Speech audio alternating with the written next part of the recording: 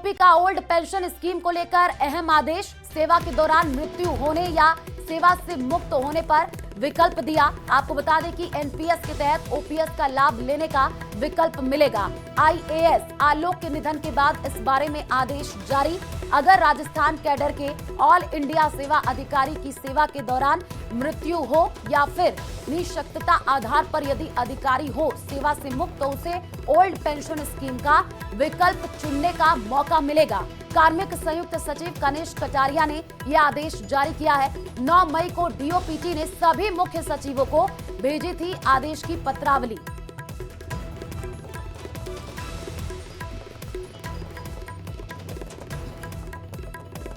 और खबर झुंझुनू से है, जहां बदमाशों के हौसले पस्त करने में पुलिस ने कोई कमी नहीं छोड़ी है।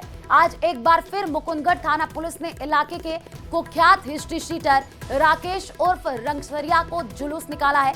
पुलिस ने हिस्ट्री शीटर राकेश उर्फ रंगरसिया को पुलिस थाने से लेकर मुख्य बाजार होते हुए कार्यपालक मजिस्ट्रेट परिसर तक पैदल घुमाया है और जनता के बीच आमजन में विश्वास, अपराधियों में भय का संदेश दिया है। तस्वीर आई है जो कि हम आपको स्क्रीन पर दिखा रहे हैं।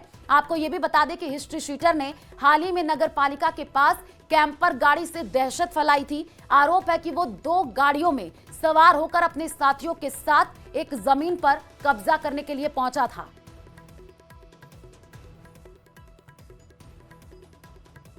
तो झुंझुनू से ये जानकारी आपको दे रहे हैं। तस्वीर भी सामने आई है जो कि आपको स्क्रीन पर दिखा रहे हैं। थाने से मुख्य बाजार तक रंगरसिया को पैदल घुमाया गया है।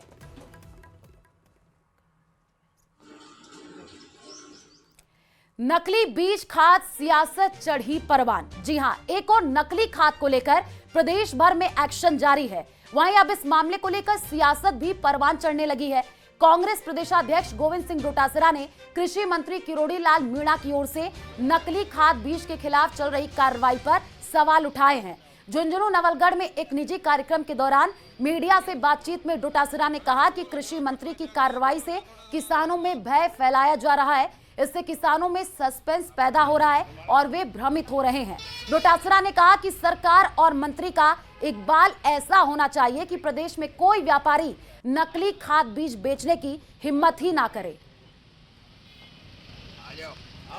इनके मंत्री जो 9-10 महीने तक तो रूट करके चले गए थे, विधानसभा के पूरे सत्रों से बाइकाट किया था, और आज खाद बीज और इनके व्यापारियों के गोदामों में जा रहे हैं। तो मैं समझता हूं कि ये मंत्री को गोदामे में जाने के बजाय मंत्री में इतना इकबाल होना चाहिए, सरकार का इतना इकबाल होना चाहिए कि कोई व्यक्ति नकली माल बेच ही नहीं सके। और दूसरी, उसके बाद में उसके ऊपर कार्रवाई क्या हुई।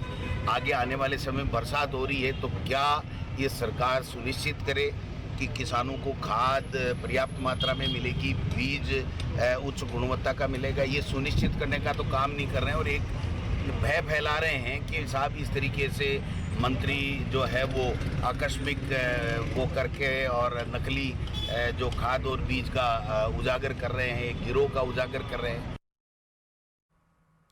वहीं नकली बीज खाद पर कार्रवाई के बाद श्रीगंगानगर में बीज को नकली बताए जाने के विरोध में Rajasthan agriculture input dealer association के आह्वान पर प्रदेश भर में खाद बीज विक्रेताओं के द्वारा हड़ताल शुरू कर दी गई है। राजस्थान एग्रीकल्चर डीलर एसोसिएशन के आह्वान पर शुरू की गई प्रदेशव्यापी हड़ताल से श्रीगंगानगर में लगभग 2000 खाद बीज की दुकानें पूरी तरीके से बंद है।